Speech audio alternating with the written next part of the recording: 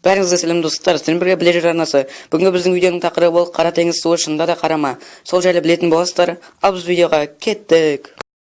Американы ашқан атақты жиһанкез Христофор Колумб өзінің желкенді кемелерімен, каравелдармен Атлант мұхитын бойлап ұзақ сапарға аттанады.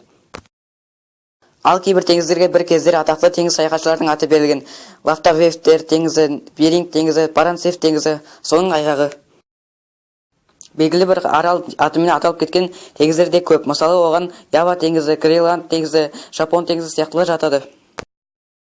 Теңіз болған жерде шетсіз, шексіз көк теңіз деп суреттеу артық шартқа айналған. Шын мәнінде оның бәрінің шет-шегі кәдімгі. Мәрмәр теңіз деген де бар.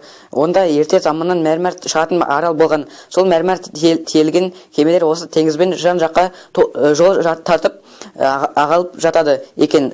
Мәрмәр теңізі аталуы осыған байланысты.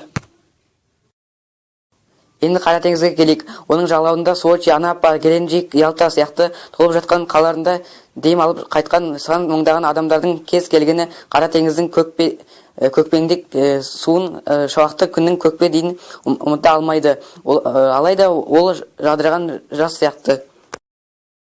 Сары теңіз суының сапсары болып жататында шындық. Тек тігелі емес. Сары өзенінің Қуанкен теңізге құяр сағасы ондаған шақырымға дейін лайланып сапсары болып жатады.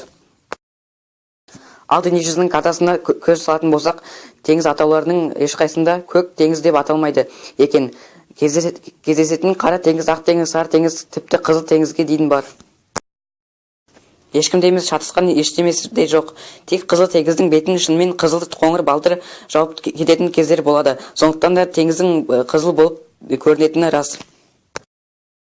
Кез келген ертегі немесе ән атауларының негіз кездессе міндетті түрде көк теңіз болып келетіні өзіңізге мәлім болар.